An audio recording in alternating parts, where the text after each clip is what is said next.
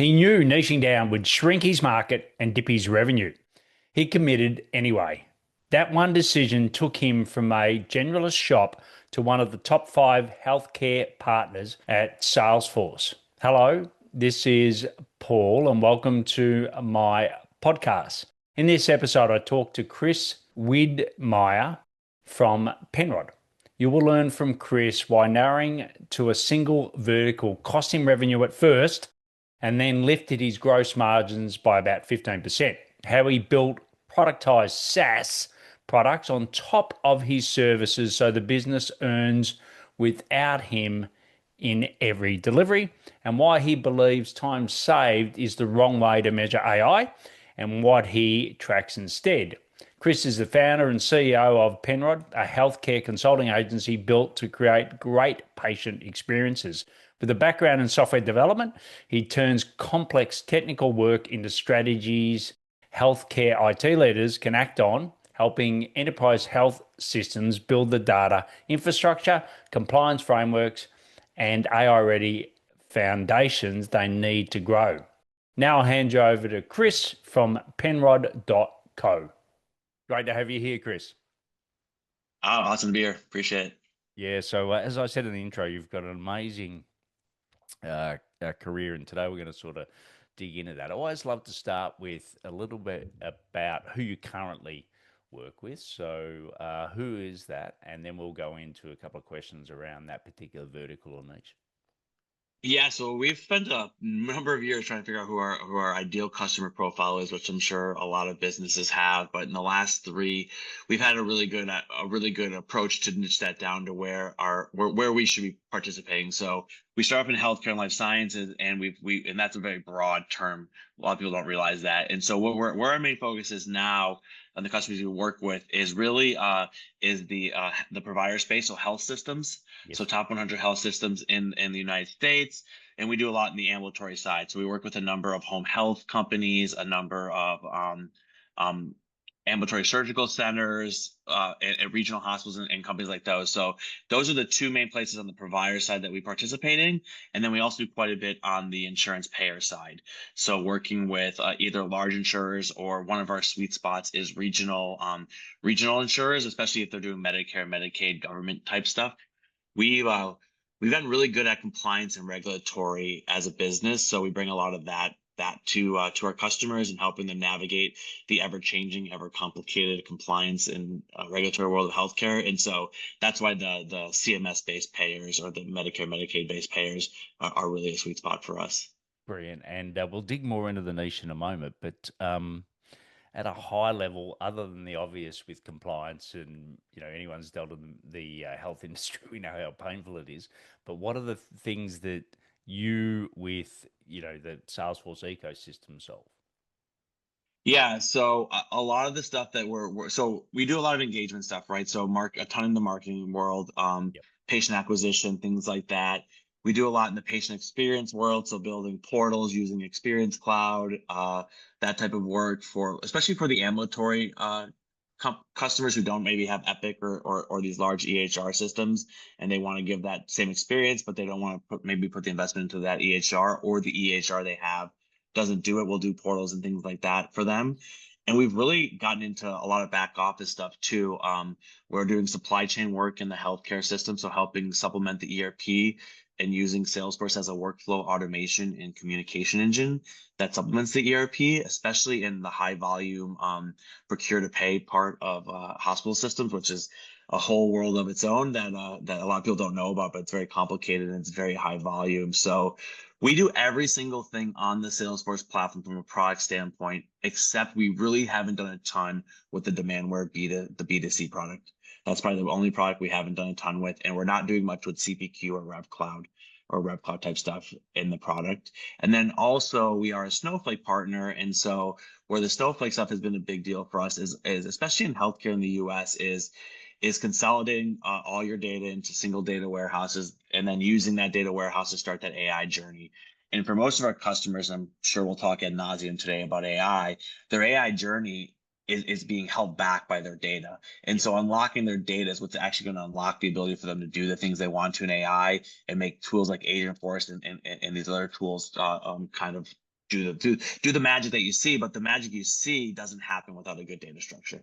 Yeah, brilliant. And I suppose we briefly touched on it, but Agentforce, like, as your revenue growth, how much of your revenue growth in the last 2 years has come out of Agentforce? I would say not as much has come out of Agentforce by the product itself. A lot of it has come setting people up to start to use Agentforce. So I mentioned that data readiness stuff. Yes. So that data readiness piece has been a big part. We've had a huge growth on the Salesforce Data Cloud platform. We're doing a ton of work on that platform.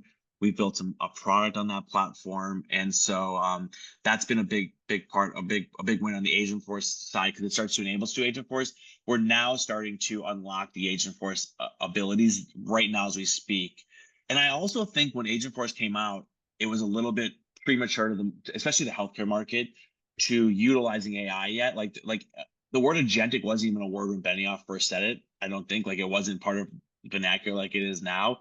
But now this is the year where agents and the idea of agents is becoming real. But healthcare is still slow and behind, and there's this regulatory and compliance challenge that we also have to work through with them, right? And so, and a lot of competition with EHRs and those types doing it. So half of the work we're doing in AI right now too is pre-implementation, education, and strategy with our customers. So Yes. helping them set up an AI COE, helping them understand when they should use Agentforce versus maybe some other tools. Like, I had a CIO recently ask me, when do I use my Workday agents or my ServiceNow agents or Agentforce? And I said, use all of them. Yep. And to me, Agentforce is that front door concierge service, because Salesforce is your experience layer. And then if you need something from the ERP, you go talk to the agent. You use like MCP or agent to agent to talk to the agent in Workday. If you need something for ServiceNow, you do the same thing. There's no reason to try to recreate what those companies created with their agents. Let's just have all these agents work together, just like in a company. If you have a sales team and a marketing team, they work together, right? And if you Yes. start thinking of agents and the platforms around it, the teams, it's just the teams communicating with each other and having those things. So a lot of the work is that education, because it's still a very complicated, complicated area for people. And on top of that, if you do it wrong, the cost overruns can get really tricky. Yeah, definitely. It's interesting. I heard the other day where people like large enterprise are now making decisions on, hey, to fund these tokens, we've now got to actually potentially look at trimming some of our people to pay for the tokens. So it's like that's at a broader sense. I think I heard a stat where 3% of Salesforce or 3% of Salesforce revenue goes to token usage. So I believe that. Yeah, I yeah, can only yeah, imagine. Yeah, yeah. I So mean, I know what we're doing, at least probably that 3% just internally in our own company. Like, we're using Claude Code for a lot of the code stuff we do. We're building out AI enabled delivery and all that stuff. So definitely can only imagine Salesforce is that number's probably can go up quite a bit. 3% seems low to me, I'm being honest. So I bet that's gonna go up and up and up. well, that was the other point. So yeah, I think it's going to go up and up as well. Or so you talked about the fact that one of the hardest things is finding that niche. It seems like once you found it, it's been a fantastic success for you. Take me back to how you came to that decision, or take us back to how you came to that decision. Yeah, so healthcare work is what got me and my business partner at the time into the CRM market, I'll say, because we actually started off as a dynamic CRM partner. So we got some opportunities in some health and some insurance, especially insurance companies, on the for dynamic CRM. And so as we were doing that work, we continued to do good at that and kind of expand there. Eventually, it led to us being a Salesforce only partner. Like, the way we got there was we had an opportunity with a specialty insurer through an RFP. It was a very large RFP for a very large project. We ended up winning that RFP. It was one of those things where we got it like 2 days before it was due. We spent basically 48 hours working on it. I remember sitting at a local a bar here in Milwaukee. Wasn't even drinking, was just there. I needed to kind of get out of my office and type this thing up, type this whole thing up. We shipped it off. It was like 5 in the morning. I went home, went to bed, didn't think about it for another week. And then we ended up going through a bunch of other, we got down selected and went through the rest of that process Yes. and ended up winning that deal. But we didn't win that deal for Salesforce or Dynamics. They actually paid us to choose Salesforce or Dynamics. And in that actual engagement, we chose Salesforce, which was, I thought for sure I was going to go with the platform I had been working on for the last year. I was a C#.net developer. It Yes. just was all like Salesforce. There's no way I'm picking it. But once we learned how the Salesforce ecosystem works, the deep richness of the products, we chose Salesforce. And so a lot of our customers, once we chose Salesforce, became healthcare because of the partnering with Salesforce to help win deals. Especially, we were rinsing and repeating what we did there. And to the point where we actually got a little worried that we were in a single niche. So this is probably like 2015, 2016. We were starting to worry that too much of our revenue is in a single niche. So we started to go after SMB companies, mid-market companies across anything, right? Yes. Roofing companies, RV companies, you name it, we've seen it. And so it was good for revenue growth, but it wasn't good revenue. And why I say that is because it was so difficult for our consultants to be more than Salesforce specialists to them. They couldn't really consult on the business. Yes. And so in 2019, I made the decision that about 70% of our revenue was healthcare, and the rest was a bunch of other things. I made this decision in 2019 that we were going to go all healthcare. We need a single focus. I don't want to have to hire. I want to be able to give my customers an elevated experience, not just on the tech, but also on their business, and we understand their business. And so we went healthcare. It gave us the ability to hire people like nurses and people in healthcare and train them up on Salesforce. And if I did that and I had multiple verticals, if I didn't have the healthcare work, then it wouldn't work that well, right? So it was, and I would say that decision actually cost us a revenue dip. Yes. Because we started to eliminate this huge TAM or potential customer base. But since then, now we've come through that and we're on the up and up, and we're one of the top 5 healthcare partners at Salesforce. Brilliant. And did you has your margin been niche or picking this niche vertical, whatever we want to call it, right? Has that improved your margins as well? Yeah, quite a bit on our gross margins. Our net margin, still, we deal with a lot of investments we make in sales, and we're a growth company. So, but on our gross margins, it probably raised our gross margins by about 15%. And so we hover around, anywhere between a 47% to a 55% gross margin. Yeah. And a lot of that came from the fact that we had these two things really in the gross margin. One, the way we hired and the way we could put people on projects is a lot easier, right? Like, I have the healthcare people available to work on that project. I don't need to wait for this team over here to free up that knows your business. Everyone in my company knows healthcare. They know Health Cloud. They know all these things. Yes. But second, it gave us the ability to build products that supplement our services. Yes. And those products have quite a large gross margin. So if I was only 40%, 50% healthcare, I probably wouldn't have put the dollars behind building these products like I am now, because these products we know are rinse and repeat for all the customers that we get that come through the door. Right. And the products, are the products sold to only your customers, or are they sold also to non-customers? And what I mean by non-consulting Yeah. customers. So we sell them to only the customers that well, that's actually a good question. Our goal is to make the customer we sell the product to also our services customer. Like, it's really we want to bring our products are part of a larger package. Like, we have a marketing compliance product called Destinations, and that helps a healthcare marketer market in a compliant HIPAA manner. But what we also want to do is be there to help them build the content and the marketing journeys and all that stuff. So we kind of sell the software as part of these packages to the consultant. However, we are in a number of customers who they just bought our product and we're there doing services on that product, but there's other partners maybe doing other parts of their Salesforce stack. So we have I'd say about 20% of our customers are that way, but we're still doing services on the product that we sold them.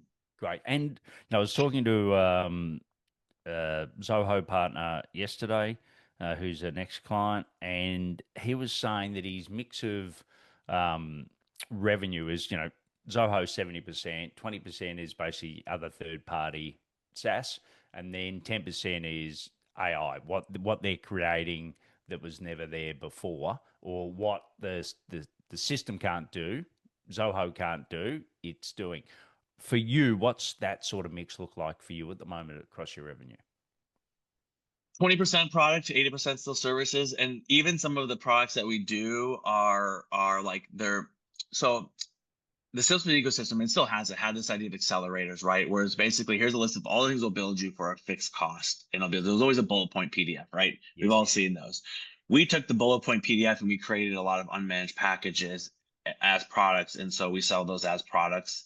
But they're unmanaged, so that way we can make changes to them and those types of things to them. So there's kind of this accelerator revenue towards the product also, and then there's our SaaS products, which we have currently two, and maybe building a couple more. Great. And has AI made it harder or easier to build those products? So easy, so much easier. And what I love about AI is, once again, because we're healthcare only, we have those um we have the expertise. So the hardest part of the AI coding, in my opinion, is understanding the business context and the part of the business side. That's the part that we have in great capital here. It's now we can take a non-developer, say, and they can actually start building out things in Claude Code because of the fact that they understand the business context so well and they've learned how to do the prompt engineering so well. Yeah. And look, another example the other day was when someone said, "Hey, look, I once quoted someone, $200,000 for something they needed, right? It was once again on top of the SaaS ecosystem, right? And now they're going back to those people and saying, you know what, now I can do it for 60, right? So they're saying that a lot of their incremental revenue is actually coming from missed opportunities that now they can deliver a lot cheaper because of AI. Like, I don't know if you've experienced that. We're slowly getting there. There's still like there's some tricky parts of it. One, it's customers' desire to have AI build out the solution. So that's actually something we talk about with every customer. Are they in a place where they're okay with AI doing the build? Are they okay with the way we approach the AI build?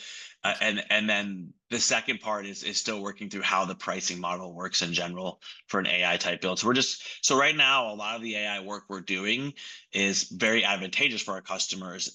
We're taking on the cost, Yes. and we're giving that time back to the customers. But the way I look at it is, it's a small minuscule cost. A budget's a budget, right? And so if we can do more with your budget you could do before, that should showcase our ability to be that partner for you to do the next budget for the next year. And so continuously showing value to our customers by using AI is the way we're approaching it right now, as we look at different ways to make an AI type pricing model work, like a fixed bid model or an outcomes based model and those types of things. And do you bump But up? but we do expect the price. We most definitely expect the price that we typically would charge to come way down, just Yes. because there's a lot of point and click in Salesforce. As anyone who knows who's in Salesforce, it's pointing and clicking. That kind of goes away with some of the new coding tools and the new ways to approach it.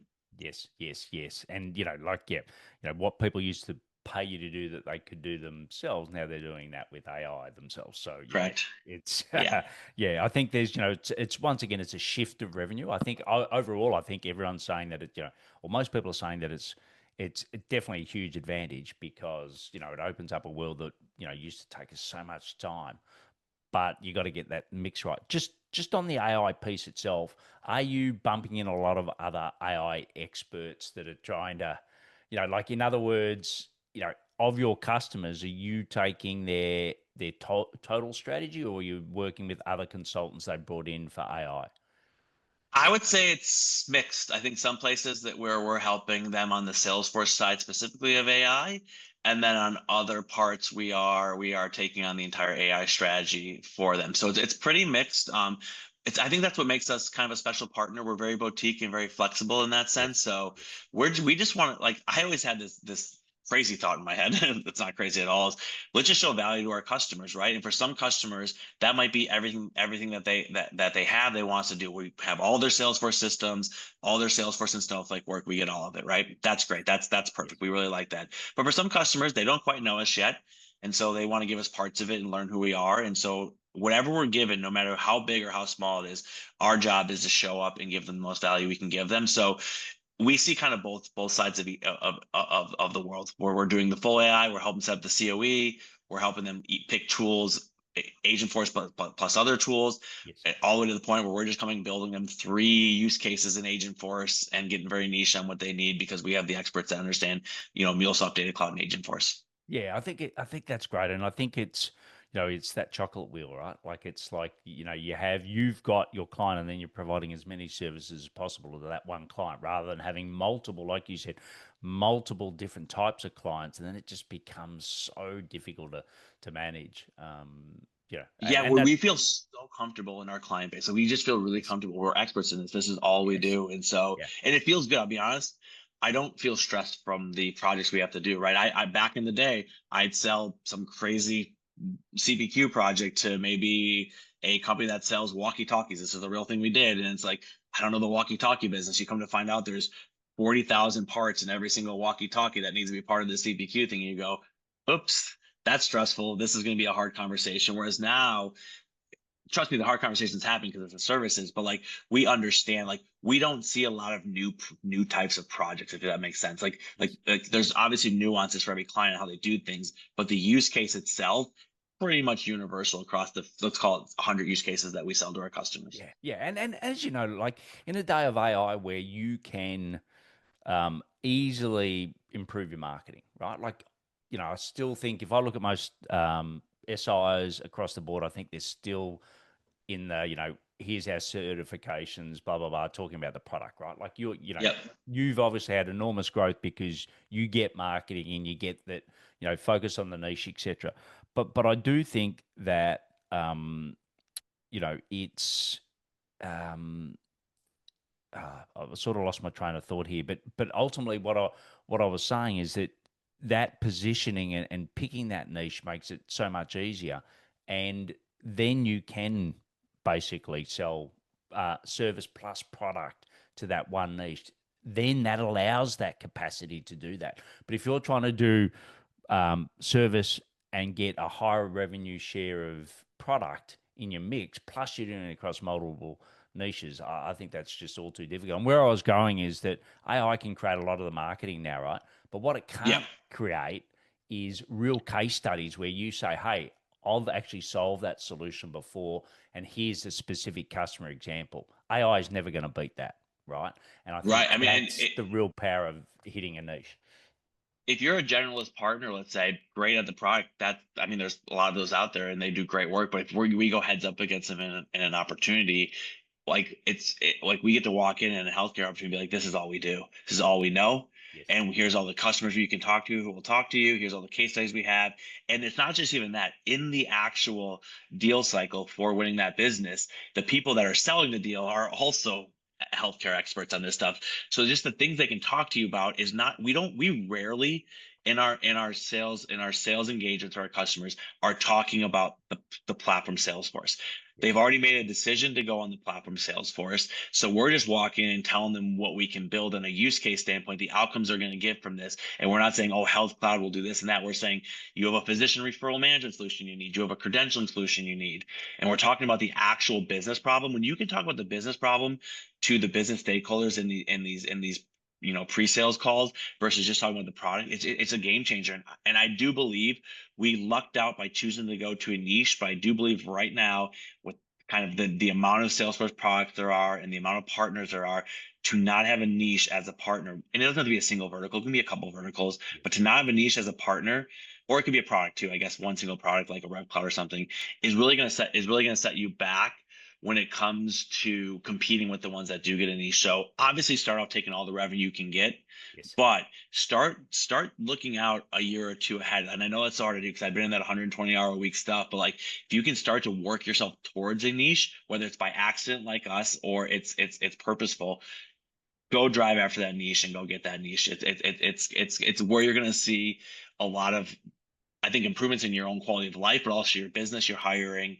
your marketing, your branding. All this stuff becomes so much easier when you can build it around a niche that your customers understand, because your customers don't really care about Salesforce anymore. What I mean by that, Salesforce is such a ingrained part of every company. Like it's almost in every single business that there's not a lot of new logos to go like impress Salesforce with. Now they want to be impressed by how we can solve their business problems. Spot on. And like you said, also within Salesforce, then they know you for that as well. So you're working both sides, right? You're working the marketing Yep. angle, but you're also working within Salesforce where and especially if you're a, you know, if you've been listening to me long enough, you know that what Chris is saying is like music to my ears because it's exactly what I talk about. And I think it really is the biggest differentiator from going from 6 to 7 figures is doing that. And like you said, you take a bit of a back step, but you look at the longer term, the 2 to 3, as you've clearly stated, it's worked for you, so it's living proof. But I think that's the bit you've got to do. And I'm a golf tragic, and for me, I had, to quickly talk about health, I had a kidney transplant, I had a major operation that went south. So I basically I had to completely rebuild my swing. And why I'm saying that is because I knew for a year I went completely backwards, right?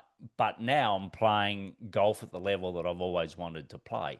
And it's because I went backwards to go forwards. And I think it's the same thing. And I think you summed it up where, like not all dollars are equal, No, right? and they're really not equal. Like, and that's something that it took me a long time to figure out though. Like I had a lot of like I look back and I'm like, "Oh, if there's some things I would have done way different." But that was one of the things that I've realized is like we get so kind of, and it's a business too, right? Like sometimes you just need to take it to keep the lights on. But then you get 6 months down the road and you're like, this was a very big mistake. We should have never taken on this opportunity. We're doing not right by the customer. We didn't have a good scoping, all those things. And you feel it 6 months later, right? So in that moment, you might have saved the company from having some issues in that moment and maybe avoid some hard decisions. However, 6 months later, you might have multiplied those decisions to make them even worse, and now you're in a worse spot. And it's just one of those things where it's really hard to do. And I'm saying it from a place where I've been in the shoes of people who don't do it. I was in those shoes. But if you do get the opportunity to kind of come above the work and just like really take a clarity break and think about it, a lot of times it'll come to you and you'll be like, okay, maybe this isn't the right move and we got to figure out another way. Yeah, yeah. And I know that if we talk about some of the gains that you get for your clients. I know there's a lot of AI at the moment that talks about, efficiencies. We're going to give you, we're going to make your team more productive. We're going to blah, blah, blah. I know that, you talk about the fact that if it doesn't really change the org operating model, it's not really an efficiency. Just, I don't know if you got some examples or, why have you gone public on that and what are some examples around that?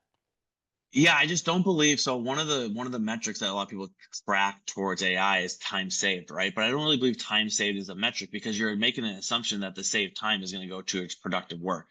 And that's not always the truth, right? So I don't think AI is a tool that's here to eliminate jobs. I think AI is a tool that's here to 10x. It's not here to necessarily save time. It's here to make it so you can do potentially 10x what you can do now. Yes. And also what I hope happens is a lot of the work that is just very mundane work, right? The repetitive administrative stuff we always do. We can just eliminate that stuff and start to we use a healthcare term called working the top of your licensure. And the idea of that is like nurses spend so much time and doctors charting, doing all this very laborious Yes. administrative work as opposed to being with the patient that Yes. they should be with. And so I use this term in technology too. Like our consultants do their best work when they're in front of our customers. So internally, I'll give you an example of how I look at it. I want every one of my consultants, every one of my team members on delivery to be spending time with my customers, not writing documents, not spending time putting fields into Salesforce. Yes.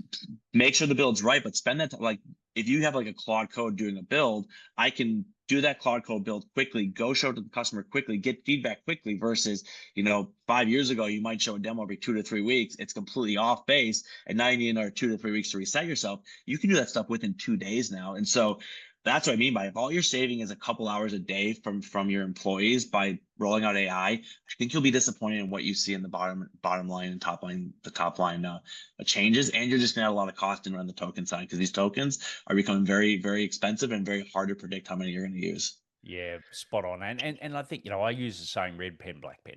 And, for me, because my mum's a school teacher, so I think, a lot of the black pen stuff we used to have to do, like actually writing the exam, that's done for us now, as Yep. you just said. What we are is we're the creative ones, we're the ones that can see patterns that the AI can't see, and that's where we red pen it. And I think, that's effectively what's happening, right? And Yep. back in corporate days when we first got computers, it was meant to be that way, but we ended up just doing all the same work on a computer for a lot of it, right? Whereas this But it did is, make us. It did create us to be able to do, let's call it 3-4x our work, right? So it did yes, it did have a multiplier effect on our work, and the internet was the next big one after that too, right? It definitely had a multiplier effect on your work, but I just don't think we've seen a multiplier effect like AI can give us. And we're in the early stage too, right? We're yes, seeing we're like 4 years into this journey, and the stuff it's already doing on coding is unbelievable. And so where are we going to be 4 years from now? It's going to get better. And so my whole thing has been, how do we make sure that every employee at the companies we work at or in our company become very AI attuned, yes, and then they learn to leverage AI to make their job a job where they can do the work of 3, 4, 5 people just in that one job, and they're really enjoying their job because they're not spending time on the work that isn't, like a nurse, for example, who wants to be a patient, wants to be that on that bedside, can spend time doing that versus having to be like, oh, I need to get home, go pick my kids up, and I have 4 hours of administrative work to do. That hopefully will all be something that we won't have to worry about. It'll be really focused on delivering to, whether it's our patients, our customers, whatever industry you're in, that really great experience. And because that's what, and in the AI world, great experiences are what's going to sell to is what's going to sell. That's what's going to differentiate you. Not that you have the best AI platform. It's, I have the best AI platform that allows me to give the best experiences to my customers, clients, or patients. yeah, spot on, spot on. And the other thing too is I think a lot of people are using AI for cost out, but I think there's a massive opportunity for AI for revenue up, which is a whole different topic and a different. We Yeah, won't absolutely. go in. But just the last quick one around this, you said for the AI to work for your customers, setting up data lakes, etc., with Snowflake and, making that right. For you internally, just give us a quick glimpse into how you're setting up your internal knowledge so that, you can take the benefits of AI. Yes, so we use a platform called Moonox. It's a SI kind of specific platform. I'm on a lot of conversations or speeches on that. So we're really bought in that platform. So that platform is becoming our account. We'll call it account brains, like the brains of our account. So it has our anything that happened prior to sales, anything that happened in the project, anything that happens when we're prospecting. And what's great about that is I'll give you one really small example. Yes, One of the hardest parts of an SI is sales to delivery transition.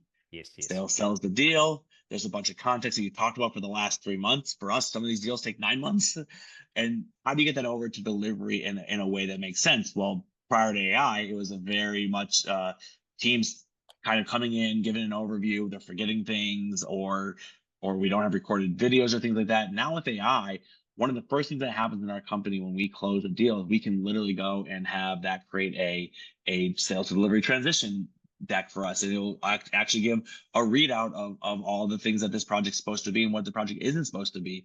And it gets that from all the call recordings we do, all the emails that we send, all the data that we have in there. So for us, that's like a good example, but we really want AI to be facilitating this journey for our customers. And so we're very early, we're early on in our journey Yes. with AI. We're taking it very piecemeal, like let's do this piece, and this piece.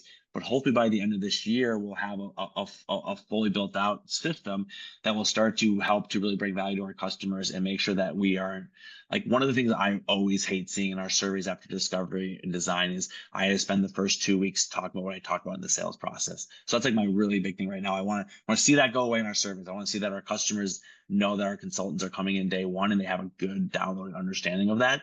And then also, how do we use the system to help, do refinements of requirements? And then once that gets there, how does it do build? And then how do we make sure those builds can be brought down to days and not weeks so we can get feedback and iterate? And actually, once we go live, it's a really impressive go live, and they get a lot for what they paid for, a lot of feature for what they paid for. Yes. And then we can move on to the next thing and kind of keep that flywheel going. Brilliant. And just how do you spell that? Moonox is Moononox. Mono. Moon, like the moon in the Yep. sky, and then Nox, Nox. Nox. Brilliant. Great. A Well, great platform. We're and great company to work with, great platform, and we're building a lot of stuff around their platform. That's kind of our own special sauce. Once again, that's what every business does, but they are becoming the brains of kind of everything we do. Because we're also using Claude Code on our kind of our lead prospecting side. So Claude Code will kind of communicate with Salesforce. It'll communicate with Moonox when we need it, communicate with Apollo. We use that to help kind of build out our a lot of our lead gen outside of the Salesforce channel. yeah, brilliant, brilliant. Well, look, we could talk forever, but we need to pause now. Thank our sponsors, and then we'll come back with the rapid fire. Quick break. Take the big promise audit. 3 questions, 60 seconds. It tells you whether your positioning is quietly leaking margin every month. If you score 2 or 3, your marketing is costing you more than you think. It's completely free, and you can get it at paulhigginsmentoring.com/audit. That's paulhigginsmentoring.com/audit. There'll also be a link in the show notes. Now, back to the show. All right, Chris, ready for the rapid fire? Yeah, let's go. All right. So the first one is, I know we talked a lot about AI, but what's something that's really impressed you as the owner of the business? What's really impressed you at the moment? Claude Code. I'm a developer by trade. I've been developing for forever, over 30 years. Seeing how fast people can develop now, Claude Code's crazy. I had a solution architect who wasn't quite a developer. I was with him one day. I'm just like, I think you can be a developer with this Claude Code stuff, and your business context so good. Within 2 weeks, he's now producing stuff at a rapid pace at our business. He's setting up all the skills and all that stuff. It's just Claude Code has been like, this is insane, and this is the early stage of it. I can't imagine where it's going to go. Yeah, so here. We've talked about how successful you've been by picking a niche, but what's been your best go-to-market strategy? For us, it's building great customers, doing great work for our customers, and having them be references. There's nothing better than that. Yeah. Healthcare is a moat. Without references, you don't get business. And so you have to show up every day and do great work for those customers, so they will go tell your other customers. My favorite thing in the world is when I get a LinkedIn message saying so and so referred me to your company. Would love to work with you. And that's probably our best go-to-market, our best go-to-market stuff. Obviously, we work closely and partner with Salesforce. That's an unbelievable partnership. We love working alongside them. We do a lot of our inbound stuff, but really, once the flywheel happens, once our customers start doing our referential. Yeah, nothing better than someone else talking about you rather than you. Absolutely. Where do you go to learn about driving the business? Yeah, so I built out a pretty good peer network of other CEOs within the SI world. So over the past 10 years, a number of CIOs or CEOs I meet with and talk to and learn about stuff like that. Simplest Ryan Westwood taught me a lot years ago, so I took a lot of his advice. I continue to do to kind of do talk to CEOs on a daily basis. We have a pretty good friend group that we got over COVID. We all kind of freaked out on what's going to happen to our businesses. Yeah. And so we started a little roundtable of CEOs. There's about 10 of us. A number of those companies have been acquired now, so it's down to maybe 5. But that group has been pretty great to be in. And then locally, I'm in the startup community locally here in Milwaukee, Wisconsin, and love always just connecting with my entrepreneurial peers. It's just always good to remind ourselves why we do this when it's not so easy, and celebrate the wins when it's great. Yeah, fantastic. And the last question is, you've done a brilliant job to get to the size of business you are. What is something that you wish you had or what you know now that you wish you had have known earlier? How to run a services company. I came into this as a developer looking to build a product company. And so like a lot of my peers who do this came in like maybe from Accenture, Deloitte, or other consulting firms. I had no experience in that. So yes. I really wish I would have spent some time learning how to build a services company, because the first 4 or 5 years was figuring a lot out and learning a lot. So that would have been great to do. Also, I wish we would have niched right away. I do. Yeah. Brilliant. Well, look, it's been absolutely wonderful having you on. We'll have everything, including Moonox that you spoke about in the show links, and the links. People can find out more about you in penrod.co. And Chris, thanks for coming on and sharing not just your journey, but the how you got there, which is what we really appreciate. Well, thanks for doing this, Paul. I think this is good for the community in general, and it was a great chat. The big takeaway from Chris is that not all revenue is equal. Picking a niche felt like going backwards at first, a smaller market and a dip in the top line, but it made his hiring, his marketing, and his margins easier on the other side. And on AI, his point stands out. If all you save is a couple of hours a day, you will be disappointed. The real gain is letting your people do the work of 3 or 4. Reach out to Chris on LinkedIn and thank him and ask him questions. As you can see, he's an incredibly approachable guy. And you can find more about him at penrod.co. And he mentioned Moonox. So it's MOONOX and Claude Code. If you want to look at those, there'll be links in the show notes. You can watch this episode on my channel, Paul Higgins Mentoring, on YouTube, and I'll see you next time on the Paul Higgins podcast.